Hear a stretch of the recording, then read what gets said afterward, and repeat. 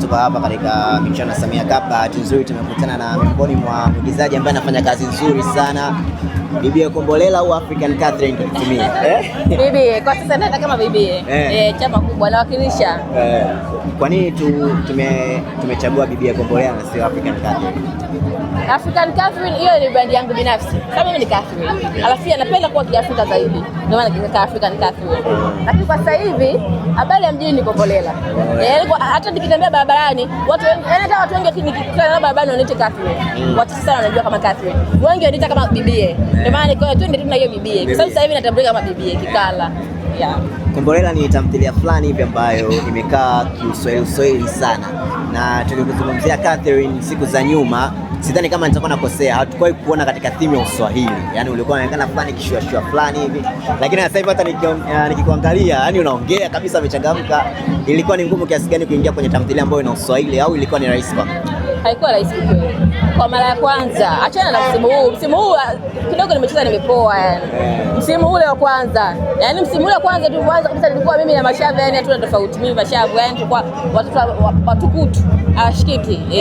Lakini kwa sasa hivi nimepoa, ila ugumu kuact hii role ule msimu wa kwanza ndio kidogo niliteseka kwa mwanzoni. Kidogo yani kuadapt yale mazingira, huyu kashaongea. Alafu mimi nimezoea pia yale maigizo ambayo ni amna free dialogue. Yaani nimezoea watu wengi ambao nilikuwa nafanya nao kazi kabla, yani kwamba hata kwenye nukta weka nukta. Hata kama umeandikiwa unapumua, ukifika sehemu pale pumua kaa kimya. Lakini huku hakuna mambo kama hayo. Huku yani mwenzako wewe kama umepoa, mwenzako anaelekea kwa juu anaingia neno lake. Wewe mtu anabadilisha script kidogo ila tu mule kikubwa ende mule tu, asitoke nje ya mchezo au nje ya topic husika. Kwa hiyo mwanzoni nilipata shida, lakini kwa sasa hivi wanavutaka mwenye ataka. Yaani hata kinemua sasa hivi wanarudisha bibi yule, yani fujo nini safia. Hapo umesema kwenye script hapo, mtandaoni clip zenu sana huwa zina trend hususan TikTok. Sasa kwa sio wanajielewa, wanasema kwamba hivi sio huwa anasoma script kweli, na ambapo mnacharuka vile. Kwa hiyo ni kweli huwa hamsomi script, vitu vingine mnaongeza? Anasoma script. Yaani ile maneno kunti ambayo mnayaona au mnayasikia ni uandishi wa Abdul. Ila tu mengine machache huwa wanaongeza. Sana mwishoni mwa scene ili kufanya scene siwe sky tu idle, yani tu ikakaa na hang ili kumalizia ndo wewe ndo mwisho kuongea dialogue tena mnakaa mnasimulia mambo kati ndo kati. Kwa hiyo anayehisi ana neno la kuongezea anaongezea kwa juu. Lakini ile mineno mifumbo sio maneno kuntu yale yote ambayo yanaongelewa kwenye Kombolela ni uandishi wa Abdul mwenyewe. Abdul ana uandishi fulani hivi yani kama watu wa zamani, yani Kiswahili chake ambacho anakitumia ni kama watu ambao wameishi miaka ile yani. Wazee wana relate na haya maneno ambayo yanatumika sana kwenye Kombolela. Kwa hiyo ni uandishi wa Abdul kabisa. Kombolela ni tamthilia ambayo tayari ishachukua attention kubwa sana. Watu wanaifuatilia na wanataka, yani kuna namna fulani tayari mshacheka kijiji chenu. Kama mpo namba moja mpo pale. Inakuwa ni ngumu kiasi gani ku maintain hiyo kitu kwa sababu unakuwa ni muendelezo. It means watu wanategemea season hii iwe bora zaidi. Kwa producer inawezekana ni ngumu zaidi. Kwa upande wenu nyie inakuwa ni ngumu kiasi gani? Kwa kweli kwa kwetu sisi nadhani ugumu sana upo kwa producer mwenyewe na mwandishi. Kila siku kuibua kitu ambacho kitakuwa kitacatch attention ya watu yani kila siku. Kwa sababu sisi tulipo sasa hivi macho ni mengi. Wanaotuangalia ni wengi. Wanaotamani tufanye vizuri pia tumetubaki pale ni wengi. Pia wanaotamani pia tushuke ni wengi. Yaani ndio dunia ndio ipogo hivyo yani. Tunajua. Kwa watu wengi watuangalia sana, watu wamekuwa kutafuta makosa, yani ukafanya hiki hivyo yani ili mradi kutushusha. Kwa hiyo challenge iko pale, lakini uzuri ni kwamba uzuri wetu si Kombolela ngumu sana kubadilika kwa sababu sisi ni familia. Tunaishi kama familia. Yaani unapohisi kwamba ukifanya hiki utakosea hata kama hakipo. Kuna watu, yani unaona watu wazima kwenye Kombolela, sisi tunaishi nao kama wazazi wetu kweli. Mimi mama yangu. Akiniona kwa mfano nimefanya kitu hata kama mimi Siwa alishawahi kuona nimepost picha akanifuata futa haraka sana kwenye Instagram yako. Kwenye Instagram nilikuwa niko Zanzibar. Nilikuwa ni baharini beach. Nija mavazi ya beach tena nimejiachia tena akaniambia futa. Iko hivyo yani. Yaani hawashindwi kukufuta. Nikamuelewesha. Hawashindwi kukufuata na kukukanya. Ndio hivyo.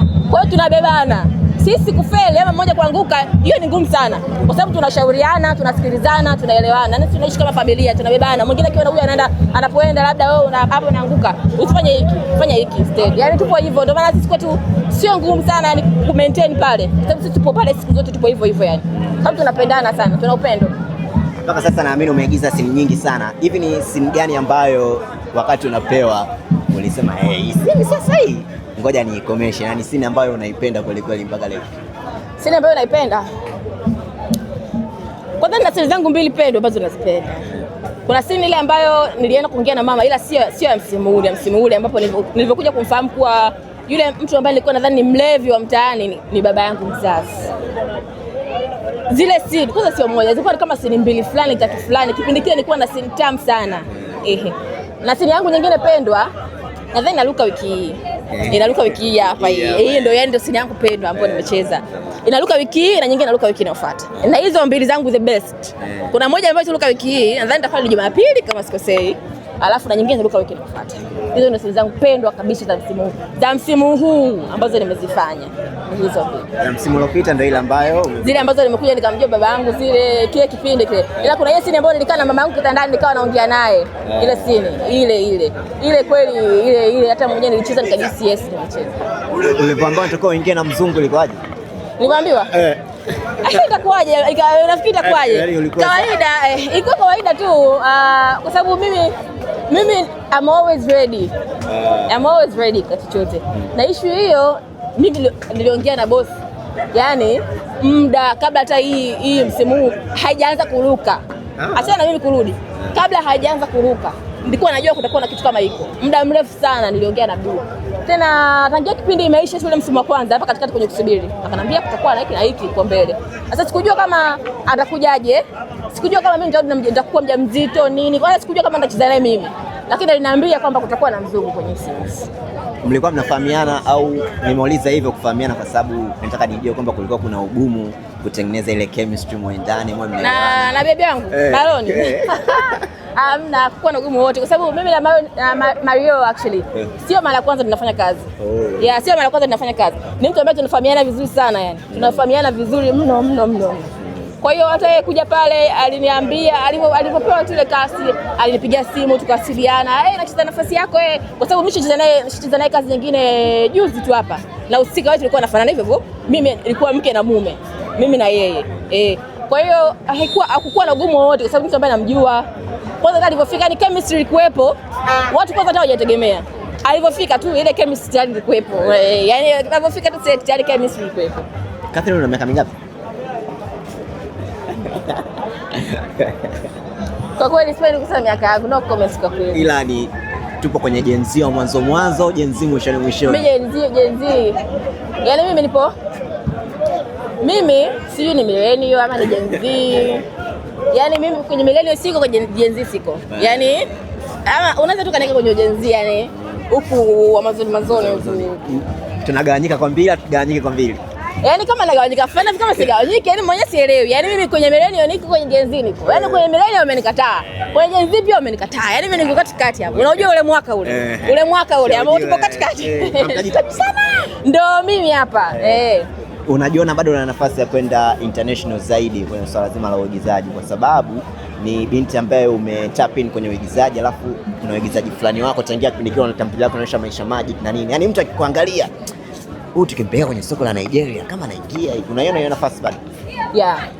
Kwa kweli sio rahisi, lakini bado, kwa sababu bado nina imani, najua kwamba naweza, yani I know I can. Kwa hiyo ni swala la muda tu na nafasi. Kizingatia bado mdogo, bado yani nina huo muda yani nina nafasi ya kutosha. As long as naendelea kufanya tu vizuri, bado na nafasi na wala sijakata tamaa. Yani bado najaribu. Kuna kipindi bwana nilishapata hii hata mtu ambaye anafahamu, nilishapata kazi South Africa. Lakini ilikuwa sio kazi ya South Africa. Sababu pale South Africa ile ndio ilikuwa ni agent. Ndio ambao walitafuta. Lakini ile kazi ilikuwa inaenda kucheza Marekani na South Africa ndio kama ni host tu.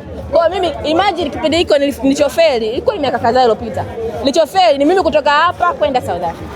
Bas. Na nini kilikuhamisha wewe kwenda? Ni swala la passport nilikuwa nayo. Sema tu kwa kipindi kile yani niseme sikuwa na uwezo huo yani. Hivyo kwa sababu ilikuwa ghafla nilipata kazi. Yani nilipata cast kila kitu yani kilikuwa pale. Ilikuwa ni mimi kutoka hapa nifike South Africa hapo kwenye hiyo agent walipokee. Baada ya hapo kila kitu kilikuwa juu yao. sababu wao walikuwa wanataka watu pale South Africa, lakini nikapata mimi wa huku Tanzania. Issue ilikuwa mimi nikitoka huku kufika pale, ila nikakosa tu hapo ka support hapo katikati, kisha siku nikakwama, na pia ukizingatia muda ambao nilikuwa nao ulikuwa ni mchache sana, yani ilibidi nifike pale ndani ya siku kadhaa, yani ndani ya siku 5 kama siku 6. Kwa hiyo issue kupata haraka msaada wa haraka yani nikashindwa. Kwa hiyo yani kama nilipata basi nitapata na nitapata. Yani iko mimi naamini kwa sababu mimi najua kwamba naweza, yani naweza. Kama kwenda kucheza Nigeria naweza, hata kama sio Nigeria mimi naweza kwenda kucheza South Africa, naweza kucheza. Na mimi nacheza script yote tu. As long as ina Kiswahili, Kiingereza, hata kama ni lugha tofauti, ikiwa naweza nikakisoma na nikaweka, hata kama inamaanisha lugha ambayo ina accent, ikiwa naweza nikasoma basi naweza nikaifanya. Yani najua kabisa naweza kufanya. Shukrani sana, thanks for your time. Asante sana. Kila laheri, mshinde leo. Lazima wakae 3. Yani tumewakosa sana wana 3. Tumewapunywa kwa mbali 3 bila.